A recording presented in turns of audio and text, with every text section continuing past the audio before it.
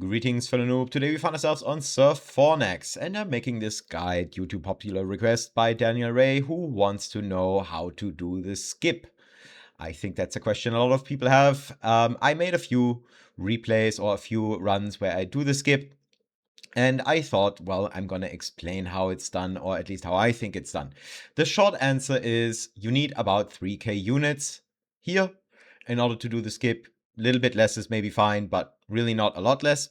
And then you practice a whole lot on a save log, like for example here or here, until you can do it at least somewhat consistently. That's the short answer. The long answer is, of course, well, how do you get 3k units? Well, you need to play everything beforehand well enough. So let's go through that in sort of rough outlines. Airstrafe a lot on the way to the first ramp and then stay somewhat high, so you get a nice entry onto this ramp. There's a lot of like minor things you can do in this section here to make it a little bit better, a little bit faster. I'm not gonna go through every single detail because in the end, you know, we are just trying to hit the skip, not trying to get like the fastest possible run. Again, a lot of micro optimizations here that are possible. Ultimately, what you are aiming for is at least 2k units sort of going through this window. You can have 2050, maybe a little bit more than that, but that's sort of what you are aiming for.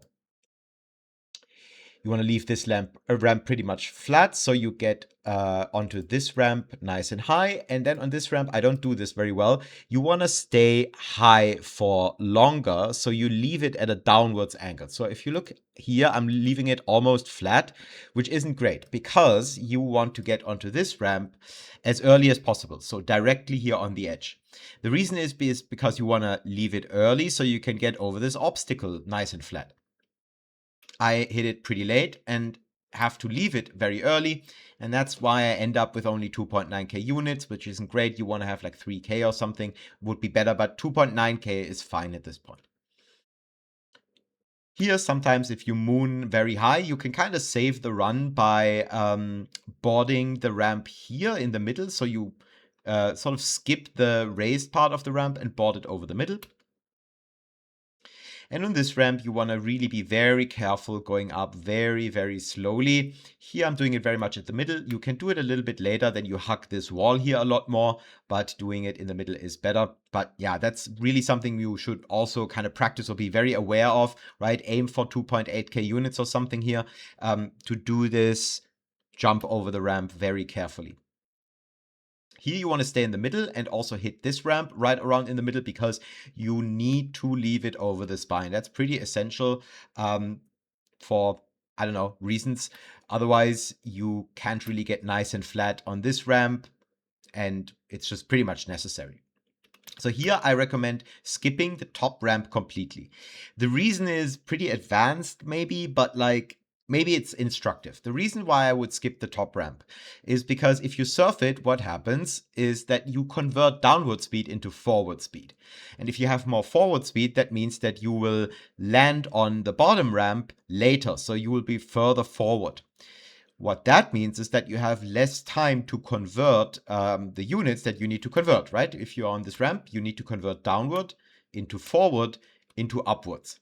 And the slower, the more gradually you do this conversion, the more efficient it will be. So if you land on the ramp further back, you have more time to do that conversion, and you end up with more units or more energy. I guess this is sort of an example of energy surf or whatever. So that's my recommendation. And then the flick itself, well, first of all, it's not really a flick. If you look at what I'm doing here, we can look at it tick by tick. It's not really like a sudden flick or anything like that. Okay, it's a lot of ticks. Let's look from here. I don't really flick all that high. At this speed, you really don't need to do that, right? It's a gradual conversion, as gradual as possible. And then I just make it over the edge. So this is very, very tight, of course. Ideally, you would want to be a bit higher, not just because it's more comfortable or something, but because you could then start turning left earlier and don't have to wait until you pass the obstacle to start turning, right? It's a concept that comes up pretty often on all kinds of different maps, that you want to start turning in this sort of 180-degree thing, right? In a scenario like this, you want to start turning before you pass the obstacle. Here, that's not possible. And then, yeah, the end flick is just kind of annoying. You go over the spine and in this case, moon the end quite heavily. So just to give you a few more examples, here are some extra versions of the skip. Here I do surf the top ramp, but note how the skip doesn't get better because of it. Still just as tight, even though I started out with more units. This one's maybe a bit interesting because I sort of moon the skip section, but because I'm higher, I don't need 3k units. So the 3k unit thing is, sort of a bit up in the air. If you have more height, if you have more downward speed, then that can of course compensate for it. And of course, I'm going to moon the end again.